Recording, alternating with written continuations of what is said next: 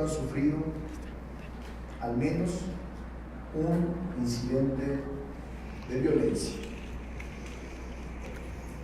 Lo anterior quiere decir que en México casi 7 de cada 10 mujeres han sufrido violencia. Escúchenlo, la mayoría de tipo sexual. Se ha estimado que en México solo el 26% de las mujeres que han sufrido violencia física o sexual por parte de su pareja acude a la policía o con alguna autoridad pública. Es decir, el 26% dejan de ir, el 74% de las mujeres lastimadas, maltratadas. Pero todavía más, este porcentaje todavía se reduce más cuando solo el 4% acude a denunciar, solo el 4%, y a los días la mitad de ellas se desiste de la denuncia u otorga el perdón.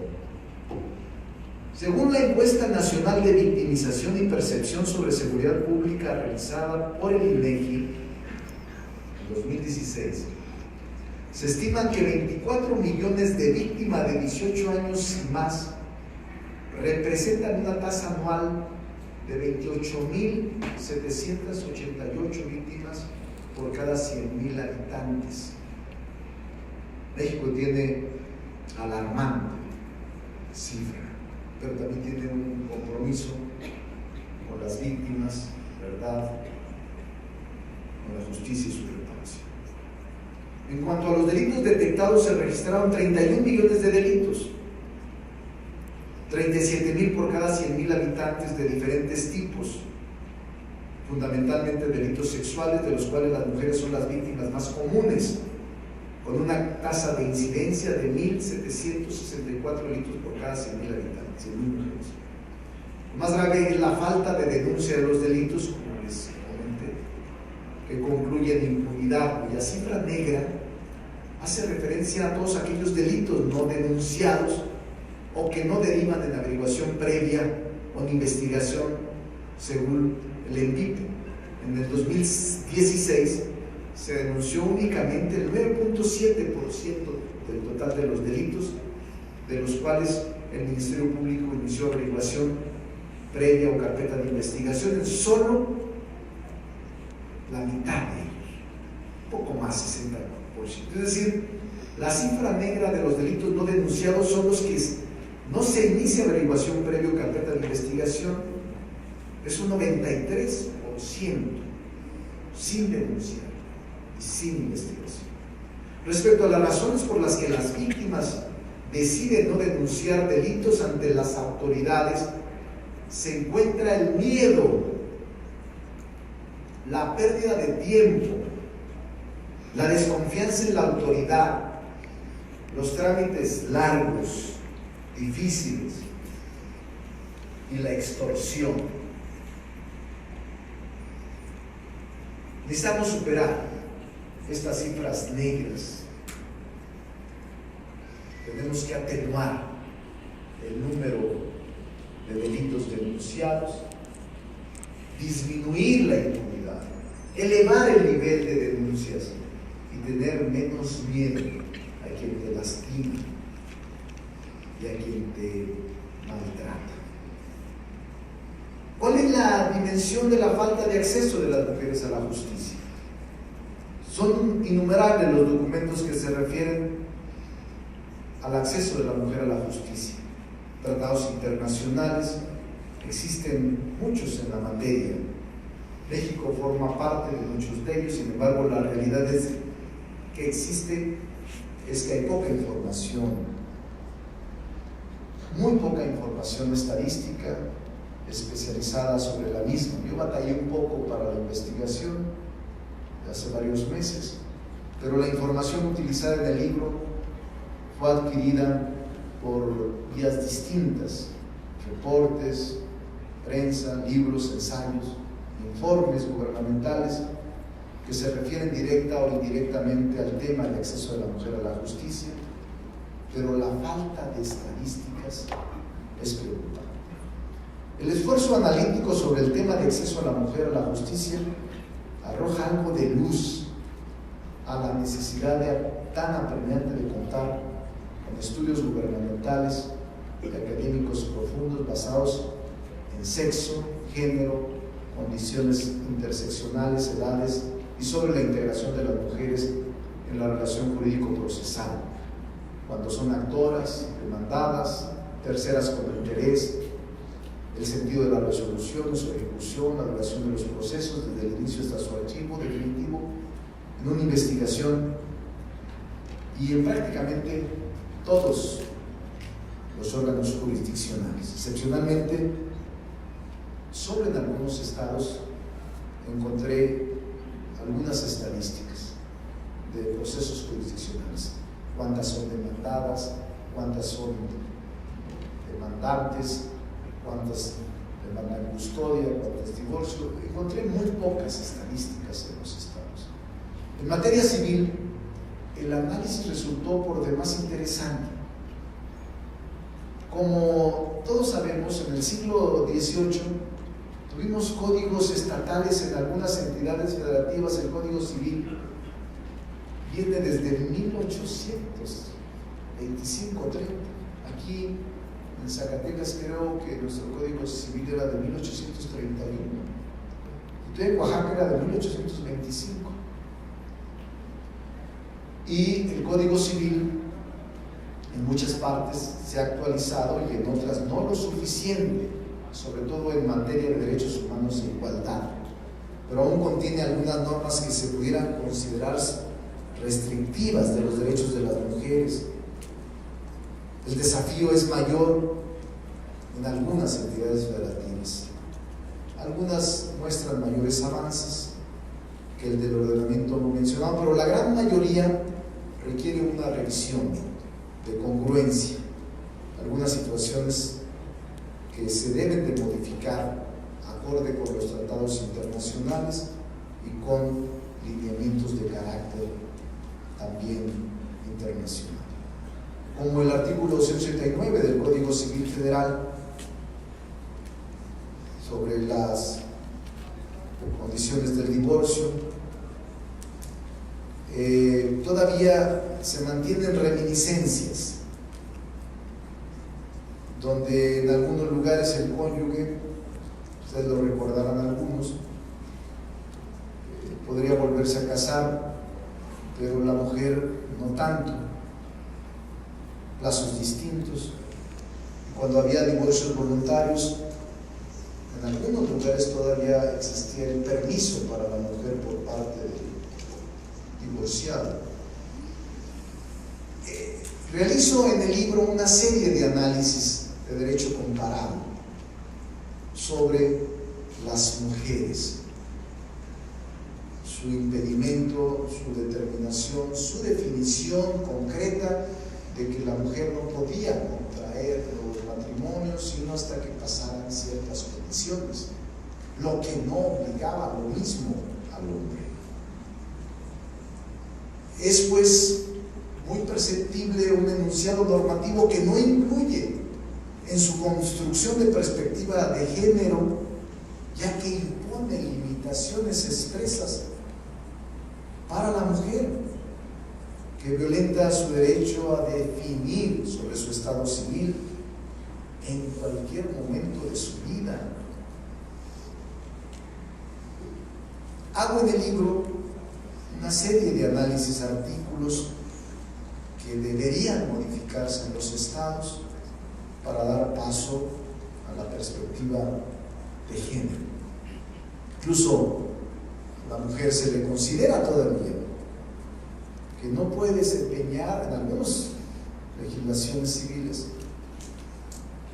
no se puede desempeñar en una profesión u oficio si se afecta al cuidado de los hijos, y que además si el marido se opone no puede la mujer. Pues, reminiscencias del siglo pasado.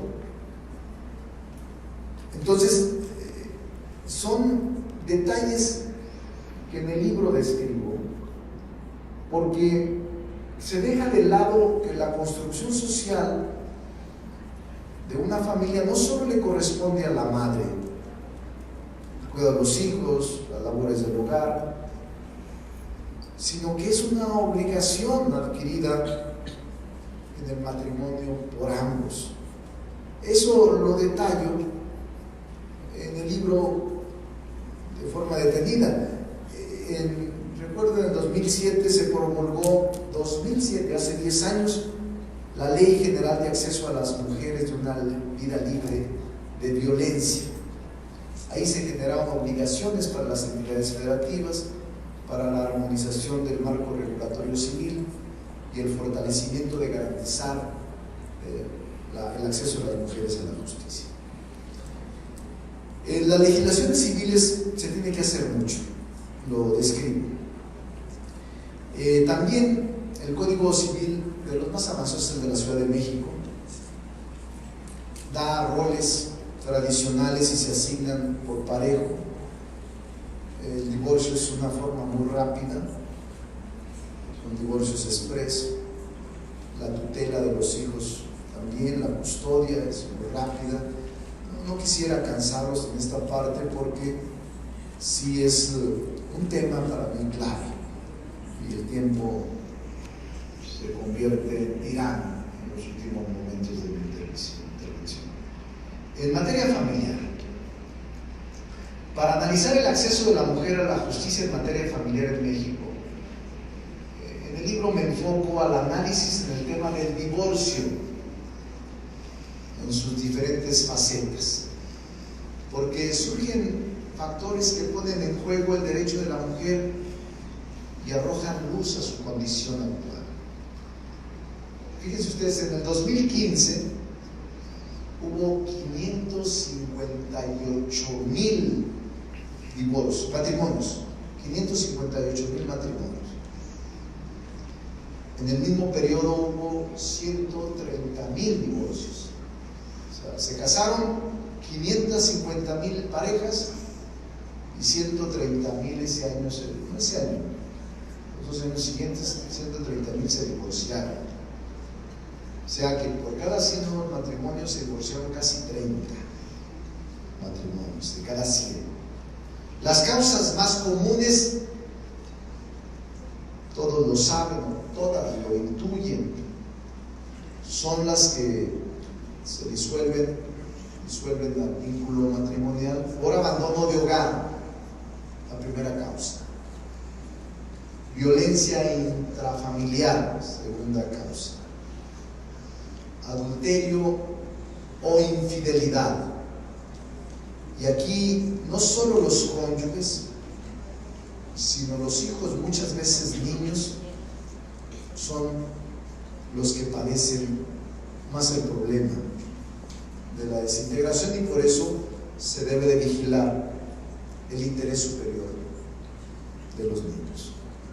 Pero ello es para mí crucial que las juzgadoras, ministerios públicos mantengan una postura de perspectiva de género en todas las etapas del proceso de divorcio y la apliquen en las cuestiones referentes a la división de bienes, herencias, custodia de los hijos e hijas, derecho a la tierra, pensión alimenticia y por supuesto en la disolución del enlace.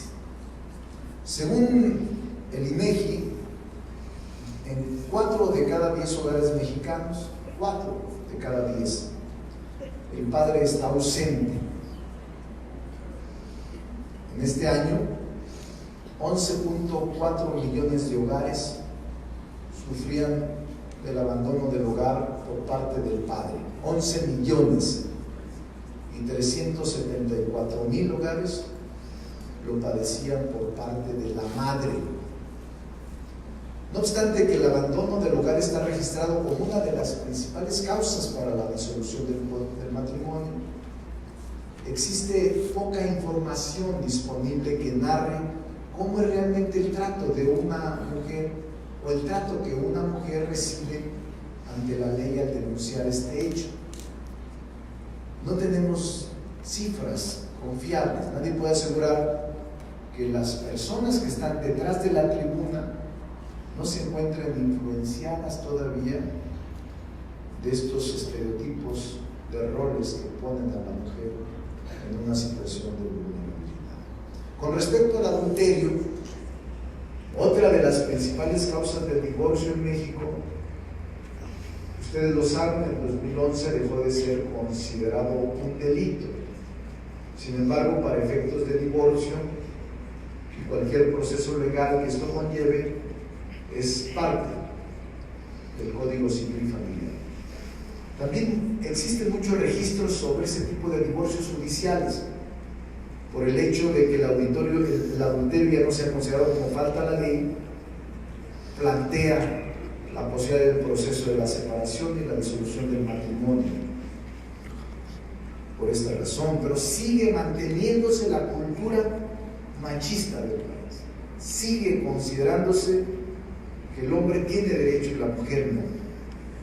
Si bien es cierto que existe una poca información relacionada con la aplicación de perspectiva de género en los juicios de divorcio, los datos sobre los roles y estereotipos en el tema familiar arrojan luz sobre la forma en que estos tienden a ser vistos por la sociedad. 5 de cada 10 mujeres opinan que las mujeres, fíjense nada más estas cifras que también escribo en el libro, 5 de cada 10 mujeres, o sea, es entre mujeres, la mitad opina que las mujeres que trabajan descuidan sus labores a sus hijos y a sus hijas.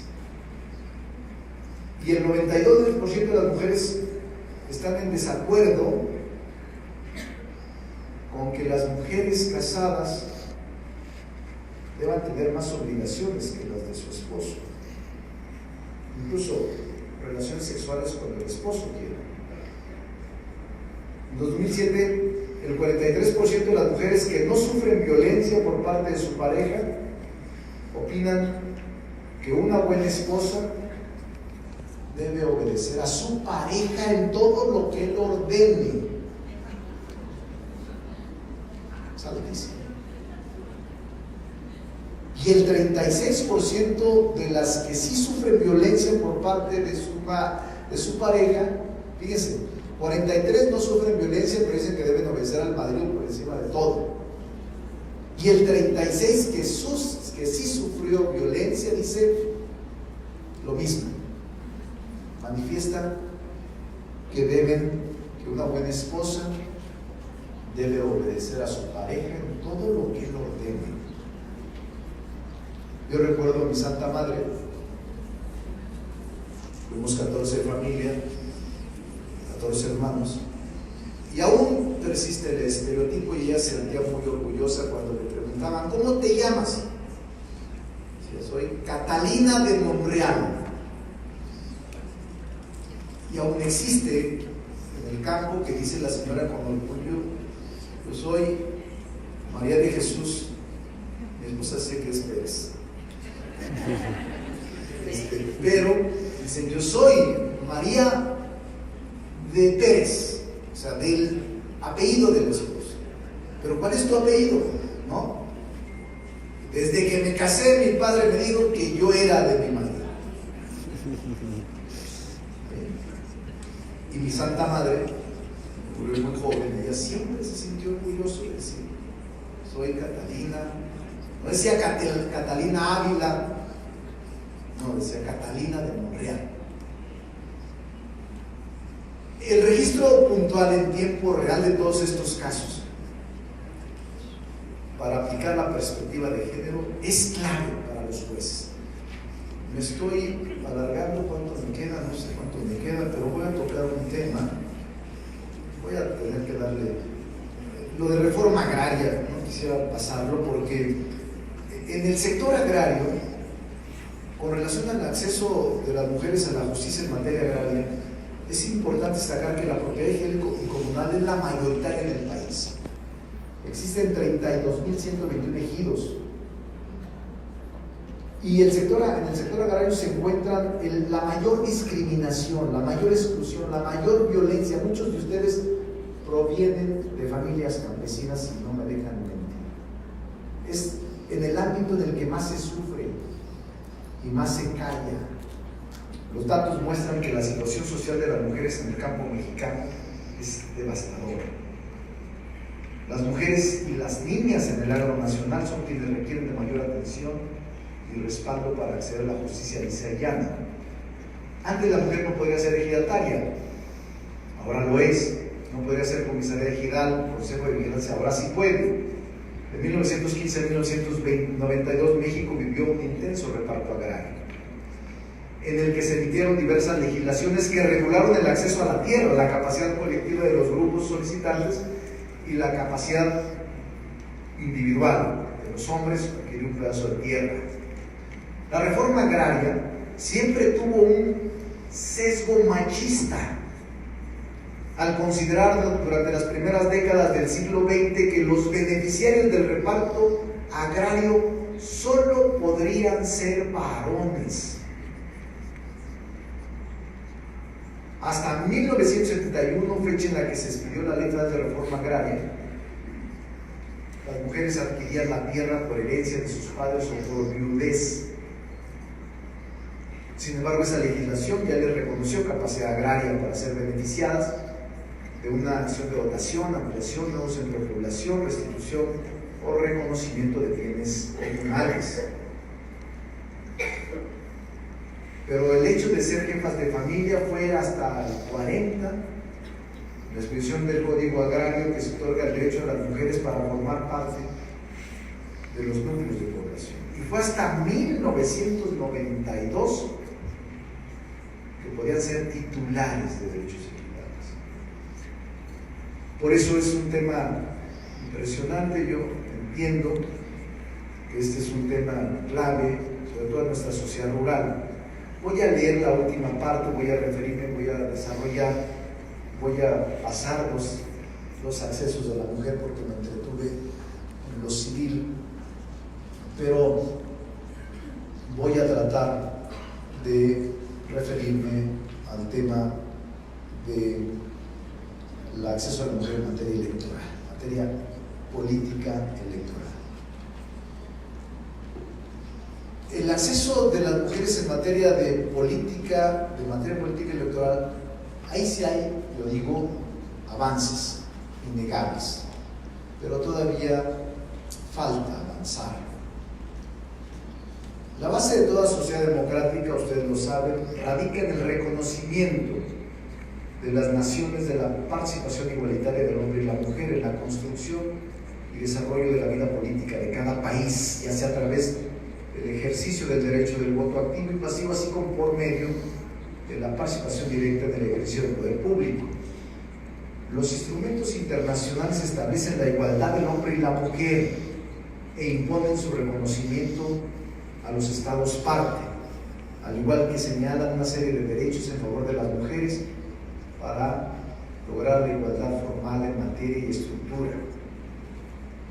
El tema de la justicia electoral a mí me apasiona bastante. Déjenme decirles, yo fui la primera vez senador en 1991 y hoy diputado en el 88. Muchos de ustedes todavía no nacían, pero había muy pocas mujeres. En 1973 había un 6% de mujeres en las cámaras. Ahora, en esta nueva realidad, esta etapa, hay casi el 50% de mujeres en el Senado. Es decir, 50%, 63 senadoras, 65 hombres senadores. Y en la Cámara de Diputados casi es igual. 51.7 hombres, 48.3 mujeres. O sea, a pesar de que las cámaras, incluso en la Corte, por cierto, la Corte está desproporcionada. faltan por nombrar 2 ministros este año, 2 ministros de la Corte, que terminan 2 ministros. Me gustaría que fueran mujeres las que se incorporaran a la Suprema. No creo que eso nada, porque sale, si no me recuerdo, la ministra Luna Ramos y sale Saldívar, no sale Cosío, y entrando el año la ministra. Y también en los órganos jurisdiccionales también hay todavía una equidad en las cámaras. Pero miren ustedes, gobernadoras hay una de 32, y la elección va a haber 2, es decir, va a haber 2 o 3 gobernadoras de 32. Pero lo más grave, y lo acepto, es una autocrítica que acabamos de padecer. Es una autocrítica del poder legislativo. Somos la mitad y la mitad, por vez primera en la historia de México. Por vez primera en la historia de México hay la mitad senadoras, la mitad senadores. Pero todavía el machismo domina. ¿Por qué? Hay 2 órganos de dirección en cada una de las cámaras. El presidente de la Cámara o presidente de la Cámara y el presidente de la Junta de Coordinación, los 2 órganos de máxima autoridad. La máxima autoridad de la Cámara, la presidencia de la Cámara y la Junta de Coordinación Política, que se integra con los grupos parlamentarios de la Cámara. En la Cámara de Diputados, el presidente de la Cámara es hombre y el presidente de la Junta de Coordinación es hombre. Y en la Cámara de Senadores, el presidente de la Cámara es hombre y el presidente de la Junta de Coordinación es hombre. O sea, los 4 órganos más importantes de conducción, a pesar de que son 50 y 50, es el 100% de hombres. Bueno, en la Junta, me bajo más, la Junta de Coordinación Política, donde soy el presidente de la Junta de Coordinación Política. Yo soy el presidente.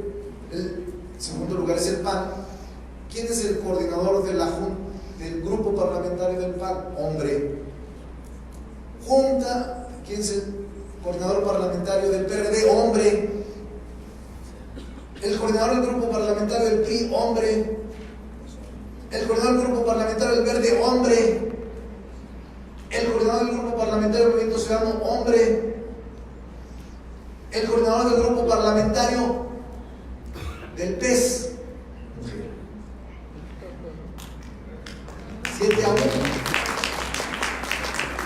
Entonces es un tema que en materia política electoral ya avanzó mucho y no creo que la vayan a detener.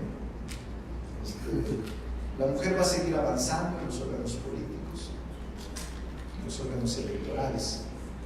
En el nuevo gobierno, Andrés Manuel López Obrador ha dicho que él va a nombrar 50% de hombres, 50% de mujeres en toda la administración pública, que son las secretarías de Estado de alto nivel.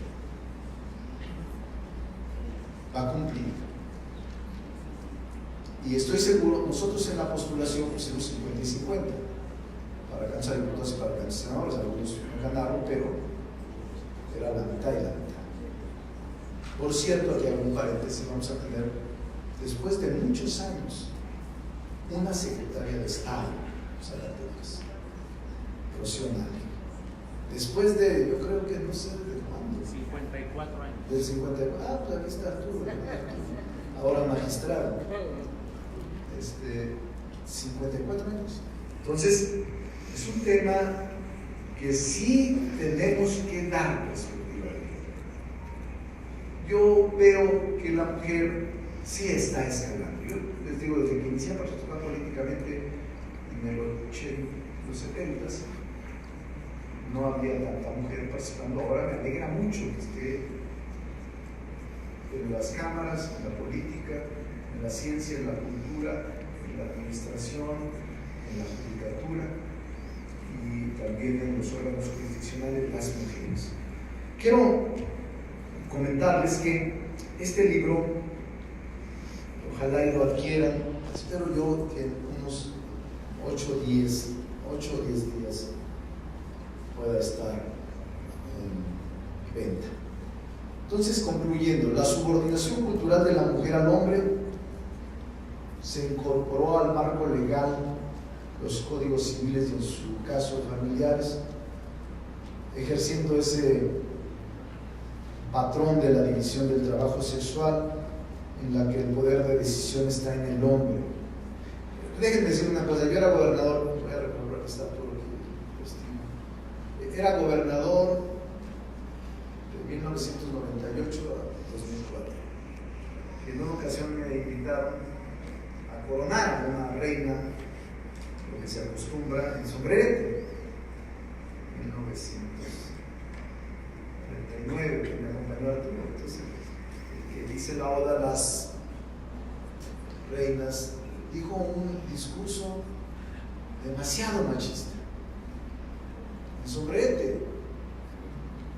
En el campo existe todavía más el problema de los estereotipos, y ahí las juezas, los ministerios públicos nos tienen que ayudar, porque ahí es donde se acentúa más el miedo y se acentúa más el temor, y la gente no denuncia.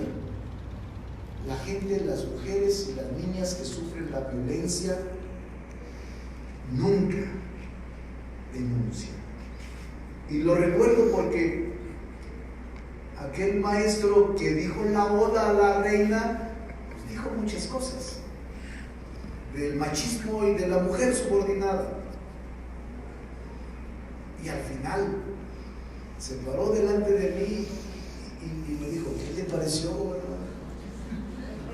Pues eres muy atrevido, antes no te lincharon aquí, porque era una cosa como inevitable, como decir, mire, gobernador, aquí las mujeres, pero las mujeres no tienen, pero las mujeres, o sea, pero al final decía, pero son nuestras mujeres. Yo dije, antes no te lincharon. Y era el hombre culto del pueblo, pues, no estoy hablando de... Entonces, si eso, ahora, yo decía y digo, yo soy de un ejido de Plateros, y si era impresionante, mi madre murió muy joven, a los 37 años, con 14 hijos, y si era una tendencia, yo provengo de una tendencia machista, que mi padre esté ya descansando en paz, pero ya no repites ese patrón. O sea, es parte de la nueva cultura que tenemos que hacer, y el libro habla sobre eso, cómo mostrar y cómo enseñar y cómo estar aprendiendo la aplicación de perspectiva de género. Aquí hay muchas juezas, magistradas, trabajadores de los órganos jurisdiccionales, magistrados, tienen una gran motivación ética y moral de aplicar la perspectiva de género. La mujer sí nos necesita. Tenemos todavía tabús, mitos muy acendrados en nuestra población. Entonces, yo les quiero agradecer a Maribel. Muchas gracias. Maribel fue la que estuvo asistiendo. Qué bueno que vine a mi tierra. Siempre que vengo con mucho gusto, mucho agrado. Ya cuando me veo, lo veo con mucha tristeza. Pero a todos bienvenidos, los que no son de aquí, se van a divertir, les va a gustar nuestra ciudad. Ojalá y se la pasen bien. Y en nombre de mi esposa que me acompañó ahora, muchas gracias por invitarme, Maribel, presidenta, muchas gracias. Un saludo a todos, nuestros respetos. Ojalá y compren el libro.